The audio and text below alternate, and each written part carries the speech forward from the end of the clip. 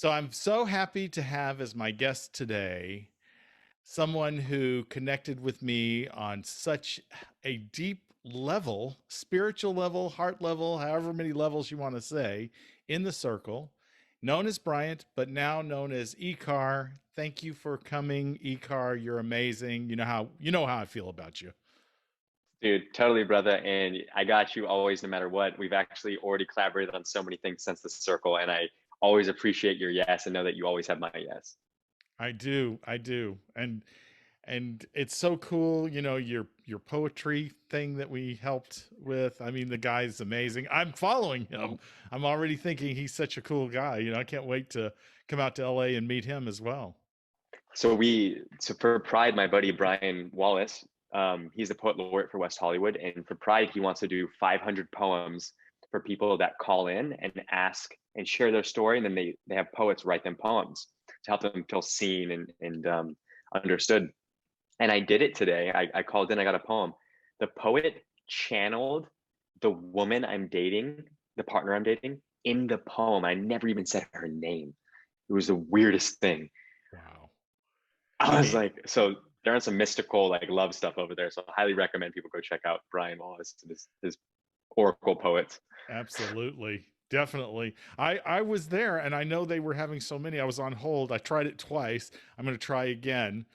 Because they clearly are getting a lot of people, so that's great. But let's talk about The Pride. Go ahead. I was You're so funny that you asked that. I actually wanted to interview about pride. What does it mean to you? And I know that you've had your personal struggles, and you have so much wisdom in this space. And it's no better time than now for people that are maybe younger versions of you to have the wisdom that you embody because you've directly experienced the hardships. Yeah, so let's both talk about pride. I'll tell you what it means to me. I came out when I was about 23, but I knew probably from the time I was about 11.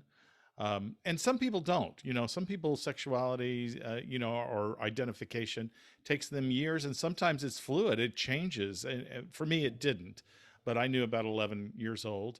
And I was in a religious practice, my family that was very, rigid, and didn't accept that lifestyle, condemned that lifestyle, to be honest. I'm calling it a lifestyle. See, I'm even using the language of that time. How funny. Condemned, homosexuals and LGBTQ people across the board. And so, there was internal shame that I learned. Um, and I struggled with it. I didn't see anybody around me that was LGBTQ that I knew of, and anybody I saw in the media or they were either considered subversive or hyper comedic, the joke of everything, the butt of every joke, or they were dangerous. In television, that was the main thing. Movies, the gay person was dangerous. So I didn't really have any examples of that. So when Pride came later. At 23, I did come out, and then Pride was about a year later, and my eyes were huge. It was like I felt connected and loved, both straight, gay, however everybody was. We were all holding arms with each other and saying, having fun, throwing beads, being silly, but we were saying, hey, we're not alone. We're in this together. So, in a big way, that's what it means to me. And I know that even in 2021, there are young people that are struggling in our country, and especially in other countries that are very, there's anti gay laws everywhere. There's still trans people are struggling in our own country. So, to be present, to be seen, I think that's what Pride's about for me, and joyous. What is it for you? Yeah, so incredible. Um, Thank you for sharing that, Lee. It's always awesome to hear your perspective, and also so powerful that you respond to all the messages of people that have questions on this topic. I love that about you. Thank you. So pride to me is, it's fascinating to me just because it means more than I could probably ever let anybody truly know. Just because the people that are affected by inequality have actually been my dearest friends and supporters and my confidants and the people that have made me feel at home in my own body. Um, I moved to Los Angeles at age 19, and the first my first friends were all the drag queens. Like I was with Yeah. Ray Latrey and freaking my and all the designers, Marco, like put me in his fashion shows, wearing his thong, like walking down the runway, there's just so many key people in my life that really taught me how to be fully myself. And that's what I learned at being at LGBTQ plus friendly bars like the Abbey, which is epic. The amount of love there and freedom and sexuality and sensuality and expression that is just like pouring out in every experience when you go to those bars is, from my perspective, a higher spiritual concept. It just is. More love is more love, and they have really deeply understood their own acceptance and also the collective acceptance. And as there's definitely other things that go on too, where you're like, this also needs to be healed there. So it's always these kind of learning curves. But it was the very first community that fully allowed me to feel like home in Los Angeles. They like adopted me. You know what I mean? And from there was my own discovery with what it means to be straight and what it means to have friends that could be into me and hit on me. And then, is that exciting? Or like, what is that? How do I like say no to that? Is like, but I want them to love me and I love them so much. And where are they actually coming from? There's just so many things that came up within that space that was extremely exciting. And pride to me, from how I perceive the friends that I know that are in the space that deserve that time to be celebrated, it's an important time for them to completely be themselves and go against any cultural conditioning or stigma or anything the world tells them that they need to be. For example, I was at the first Pride ever in Tulum, Mexico, the very first Pride, and the day before, two men got arrested on the beach for kissing. They got arrested on the beach, so they were taken to the police hall. Everybody in that community stormed the police station, protested them, got them out, took them out of the police station, got them freed, and I don't want to use the word forced, but they demanded an apology from the cops. And the next day they had Pride, and the cops that arrested them were the same cops that walked them down the beach to make sure that Pride was safe. So I don't know how Powerful. to explain it, man. There's just so much there. It's like these deep seated wounds that when people finally break through, it heals the collective planet. It's just not also just the individual. So I don't know if that's abstract. That's just my direct experience with this, and I'm awe-inspired. I freaking love I'm a huge ally, and I just always learn Nice. so much from the freedom of that. Yeah. And allies are so, I mean, they're so important. I mean, I think we have to be allies for any marginalized group, whether you're in it or not, because as you said, it makes it better for all of us when things get better, when things become more equal and people are allowed to be authentically themselves and walk freely and have opportunities and joy and their unique light gets to shine bright around us. I mean, I think it's amazing. I love your perspective. It's amazing. Yeah, so grateful. I'm just so grateful, and I think they added a circle to the flag, and they changed some stuff as well. I don't, I believe so. Did you see that? The flag is changing. The flag's been Yeah, changing a lot, and I'm cool with it. I'm trying to keep up because I think there's a lot of thought going into how that symbol, it is a symbol. And so I'm for the positivity that we can do and link arms with all kinds of people that we can all help each other. We can march for um, the Black Lives Matter, for instance, the struggles that have been happening over there that have been going on. I interviewed Delisa's husband before this one, and he was what was talking that about, like? oh, man, amazing. I mean, his perspective as a black man in the United States and his positivity and hope, and yet he got real about what it's like living. And so it was incredible. He's an incredible person. That's the cool thing about our experience on the circle is the people that were on the circle have become, they're connected to me and you, and it's just this huge family and energy that flows in and out of me. I feel it all every day. How about you? Yeah. Yeah, definitely. I actually just got done doing an interview, and I feel like for the rest of my life, I'm always going to be just asked questions about the circle. So, we're like weirdly interconnected and intertwined, and I'm always just so excited when someone asks me about you. They asked me, so when River said Bryant thinks with his heart, not his head, what does that mean? You know, it was like they quoted you. So it's cool to see how Wow. so much of my life is now shaped around our interactions that we had in a very short amount of time. Yeah. And we had an hour that I wish they would have just done one No one episode. knows. They No one don't knows. know, do Idea. they? They They could really do. never. It's probably not. It's too real for Netflix. You know, And like it was very real. I mean, it was very strong. The connection was like instantaneous in a mhm. way. We'd had those chats, which I think connected us, even though I was catfishing, but there was authentic things coming out in those chats. But then Yeah, when we were together, it was just like, yeah, it's like I had known you my whole life. That's how it yeah. felt for I went- me. I mean, same. It's so weird. I wasn't even surprised that it was you. I feel like I knew it was you, or it was like I felt your soul through the Shakespeare like poetry that you were writing. Yeah. And then when I saw you, I was like, oh, I need a hug. Like latched Oh, onto you, and then we were like doing breath work and I know. talking about I everything. know. Let's None talk of that about got shown. let's talk Yeah. about this journey in that got you to breathwork. Start with how, you mentioned it a little bit on the show. I wish you'd been on there longer, but I think you made such a huge impact. But Mm. the struggles that you had, you talked a little bit with Teralicia. Tell us a little bit about that and your journey to where you are now as being a healer, somebody who's spiritual, trying to enlighten people. Yeah, thank you so much for asking that.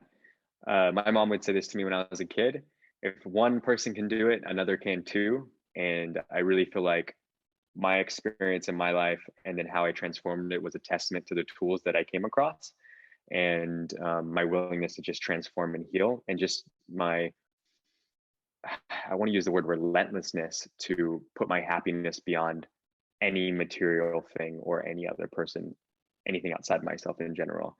And I never really talk about this, and I don't attach myself to the story of it because everyone has their own problems, and that's the fact of life. You really just don't know what mind someone goes home to at night. You can't. So that's why we can't really ever dislike someone unless you truly know their story. That being said, I was addicted to uppers more than you could ever comprehend. Beyond like so much caffeine, like a gallon of concentrated coffee and like 105 milligrams of Vyvanse, which is absurd.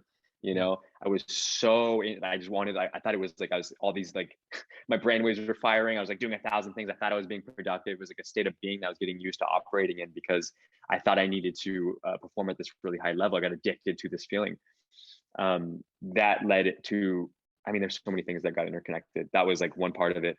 Bulimia was another part. I had a sexual trauma where I got molested, and that put me down a path of binge eating badly and then throwing up, and trigger warning everyone, don't want to trigger anybody. And just know that I know what it's like to have an eating disorder. And I understand how the depths of hell you can feel like in that situation, where I'd be eating so much, puke it up, boom. And I'm not going to go too into it, but it was one of the darkest times of my life.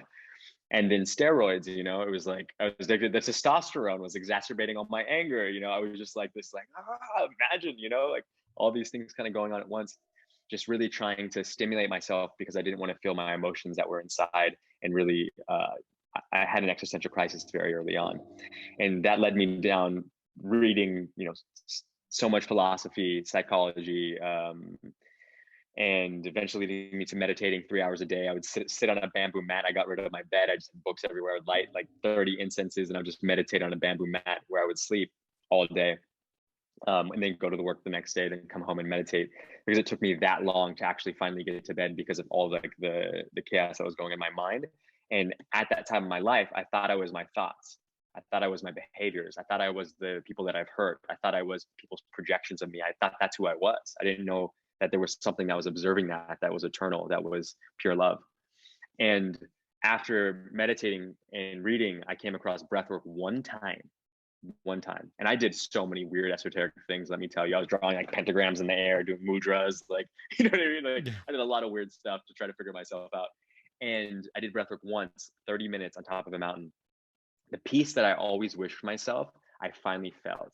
And I was able to actually finally drop into that parasympathetic nervous system and be fully present in my body and feel okay for the very first time in a very long time.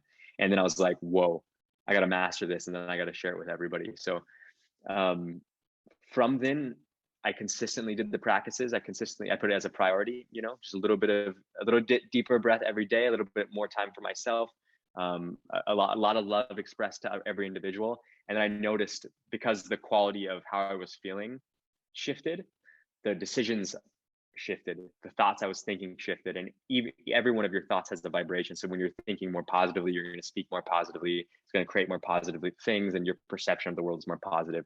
So again, we're in this interesting mechanism that is the human experience that completely can be curated when you take full control of your life again.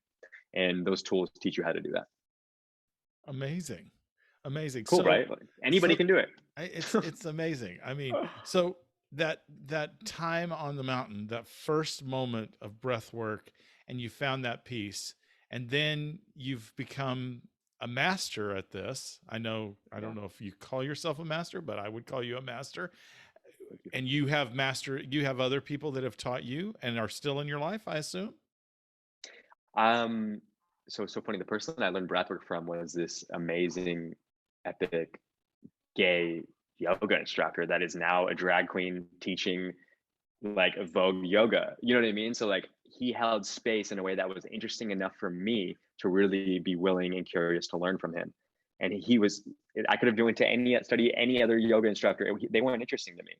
So like, the people that are in the space, even myself, reality dude, but does breath work, people that are maybe interested in reality now might be interested in breath work. So all these like new age healers are popping up and being curated by source to be very relevant for the kids that are coming up, so they can get these tools a much earlier. So you see kind of like this really authentic expression coming through for just the greater good of humanity. That makes sense. It makes complete sense. It's Because interesting, right? Like, I think here's the thing that I think about any kind of teachings, whatever. Okay, why were all the ancient texts written? Because that was the technology, was writing. That was a mm, technology that didn't happen, and it kept moving along. Then the printing press, the Gutenberg Bible. Now we have the internet. We have, cable television, all kinds of things. So the technology is not anything but the vehicle to get the message out. Do you agree mhm. with that?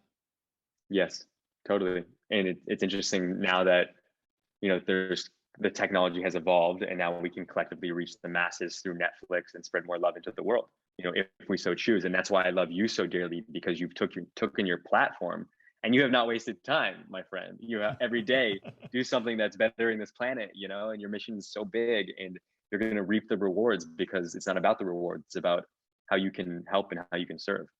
You said something to me, and I don't remember. We were on a call or something, but it really has rung with me so much about this experience for me, which is, um, it's about the people out there. Well, I am, I am there, and I'll use the word servant, and not in a negative way. I don't mean that as, I'm subservient to them, but Servitude is the sexiest thing ever. It's there like, you I go. bow to servants, There you go.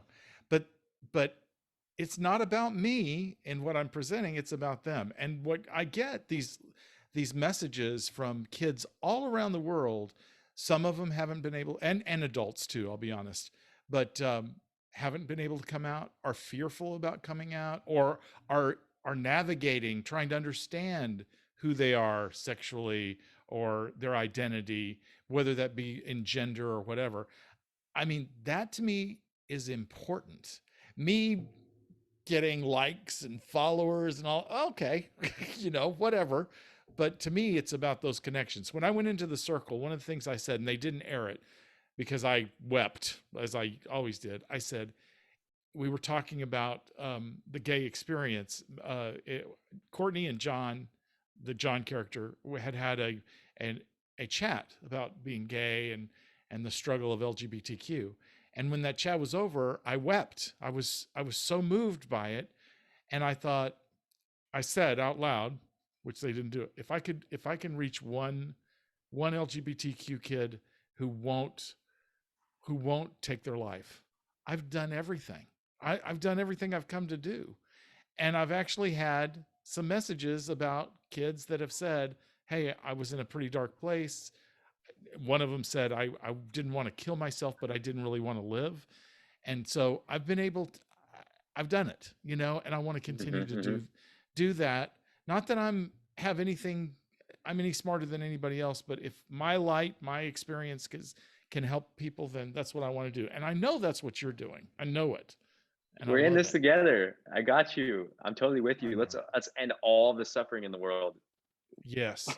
And it can happen. Here's the Yeah. thing. People say, "Oh, it's always been the same." No, no, we can change it. We're changing it. And I'm Mm-hmm. seeing the light. I believe in the power of the individual and the collective and all the unique voices coming together in this symphony.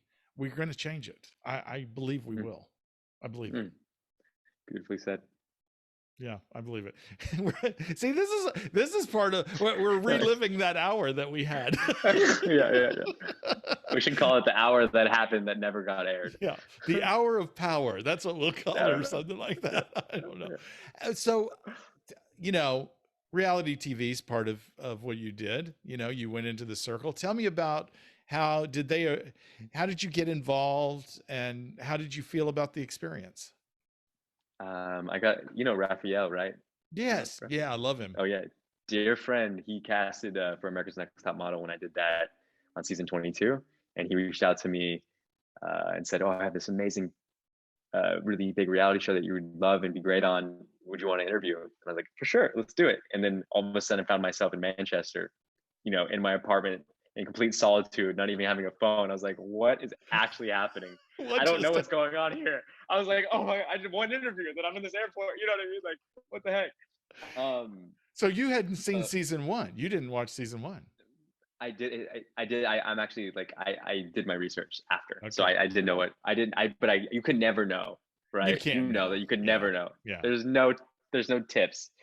Um, and then my overall experience with Netflix, The Circle was just it was profoundly impactful, and I'm still even though it was a very tough experience, I'm still capitalizing and reaping the rewards of being able to benefit the world, connect with people like you, and it's a really special thing to have people interested in you for you, and being me having a bigger mission to help the person that's interested in me, right?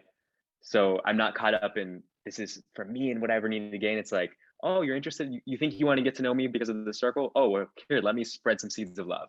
Let me empower you to love yourself more. Let me help you with your breathing patterns. Like, Yeah. so it's this cool balance of like getting a lot from the universe, but also giving as much as I possibly can to the universe, and just continuing that flow of energy. I love it. I love it. I mean, I, That's what you yeah, do. that's what you do. So, let's go. Whatever you're given, take it in, good, bad, whatever. And I'm using good and bad terms. All things can be good. And then just putting Mm-hmm. it back out and with love. I mean, yeah, that's great. Okay. I got a question for you.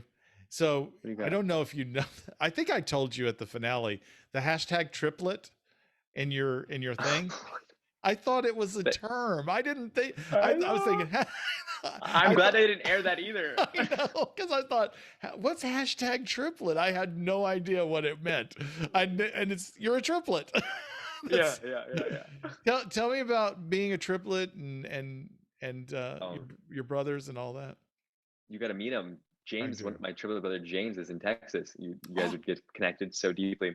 yeah. So it's I love talking about them. There's nothing that can compare to spending 280 days in the womb of a 5'2" Italian woman, like breathing the same like oxygenated fluid, and connecting and just being in that space, and then being birthed into a reality where you're dressed the same till you're like 12 years old and wearing the same sailor outfits and dragon outfits and whatnot until you finally break down and say, "Yo, I need to be different. Dress me in something different, please."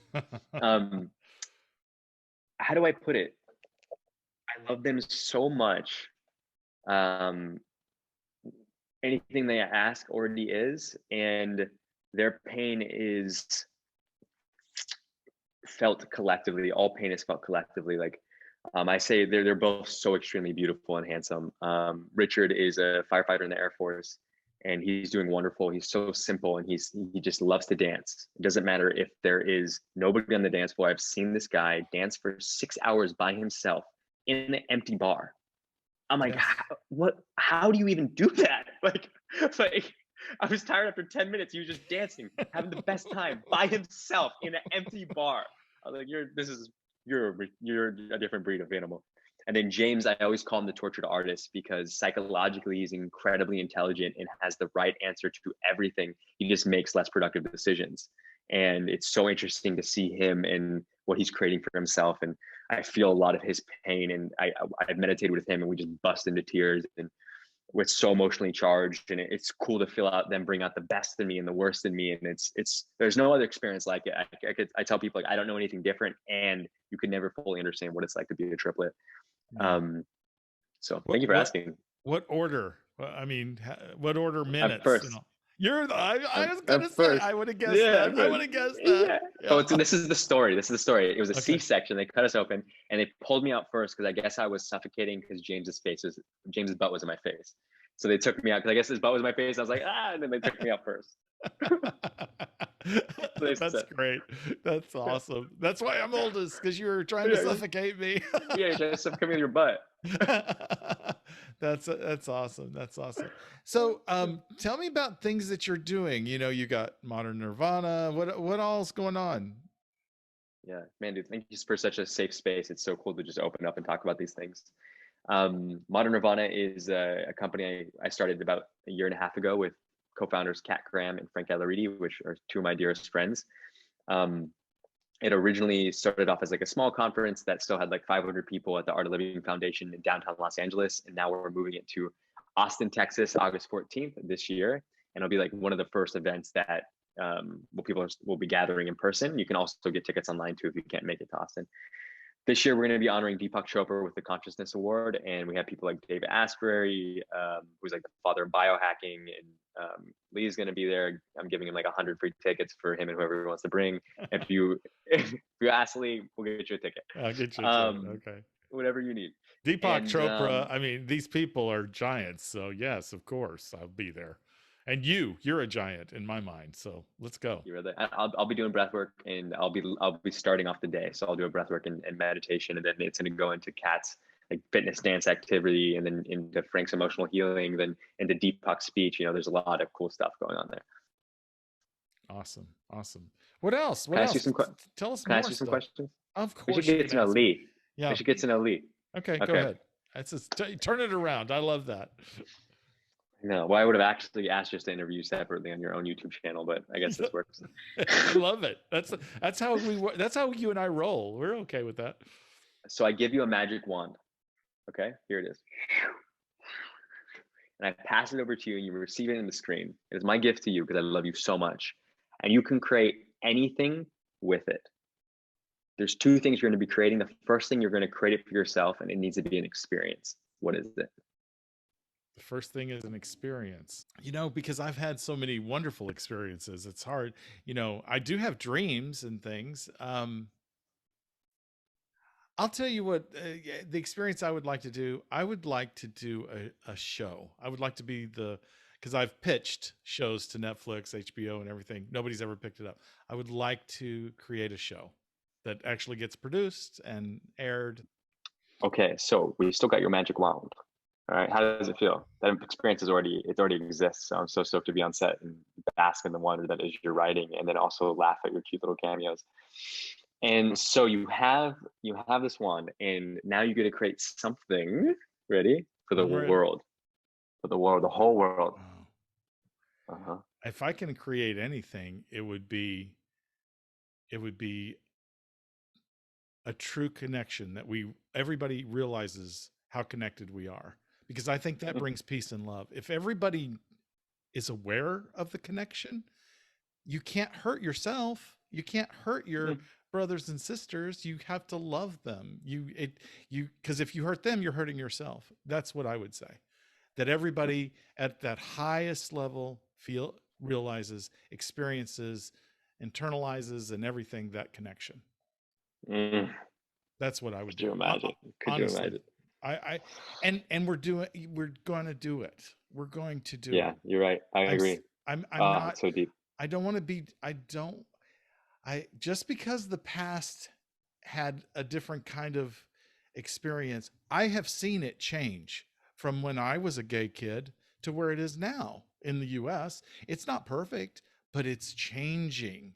And I know we can continue the change in all sorts of ways. And we'll reach that mountaintop where you did that breath work. We'll Yes. reach it. Yeah. Whoa. I'm seeing it, I believe it. And it's here now, like you just said. It's here It is right here now. now. Yeah. And you're embodying it and you've experienced it. So you know it can Yeah. be for everybody. I Yeah. love that. Oh my gosh. I'm so glad we gave you the wand. Let's everyone give a clap for Lee. I I adore you. They're kind of getting a little. Netflix didn't air it. We'll just air it ourselves. This is our. That's what I'm saying. You We know? need to do it. We need to cut this into IG videos so I can post it too. Okay, I will do whatever you want. You always have a yes from me. I know. Yeah. Same. You got a yes for me too. It's gonna be like, hey, so I'm like, yes. Okay. Yeah, yeah. All right. We don't. Another question. I got a Okay. couple more. So Okay. what is there something that you're still internally working on? And if so, what is that? Um, fear. Fear and doubt. Those are things I always work on. Just like even with the magic wand, I'll go back to that and wanting to pitch that to Netflix and seeing it as a reality and believing it. There's always it's funny because I talked about Steven about this, that the circle was one of those things. I had a little cloud. I call it my little cloud, that falls, and Mm, that's my fear and doubt. And I know, and sometimes it's huge and sometimes it's small. But with the circle, it was very small, which I was like, oh wow. So I know as I blow that false narrative away, mm-hmm, power comes, power rises up. mm-hmm, So mm-hmm. um, yeah, fear and doubt. Want to play it? Want to play one more game?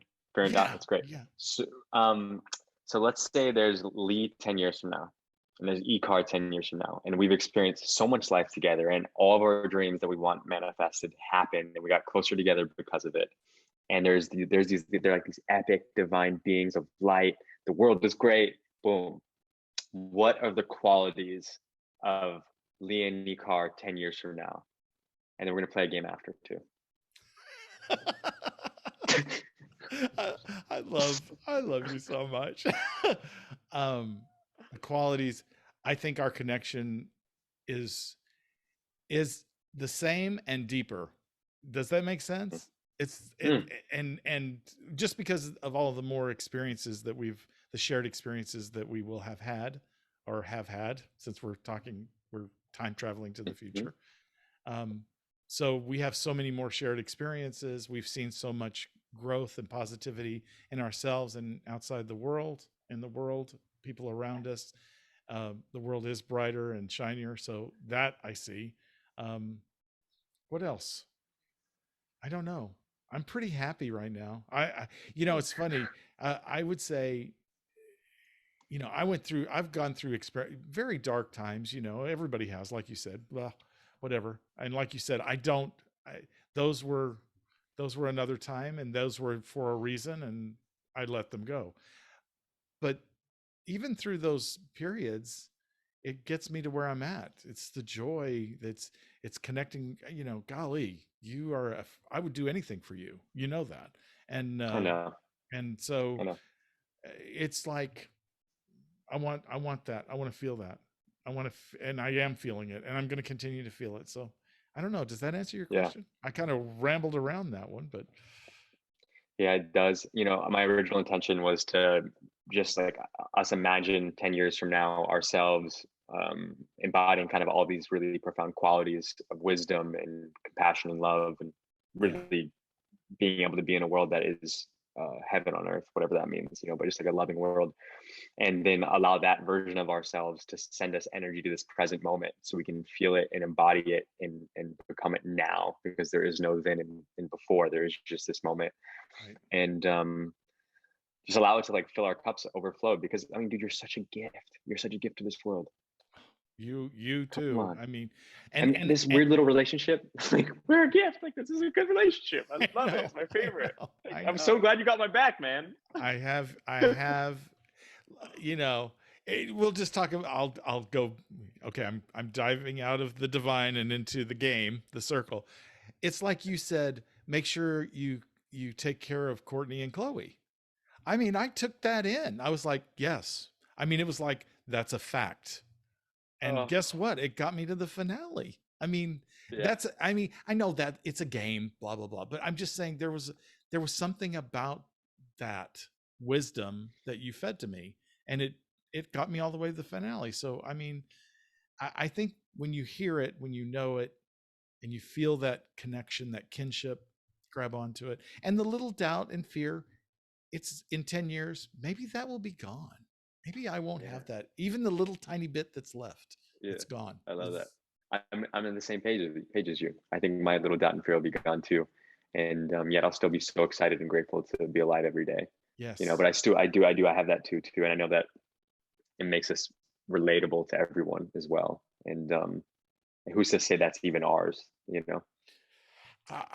I think it's I think we're taught that, to be honest. Hmm.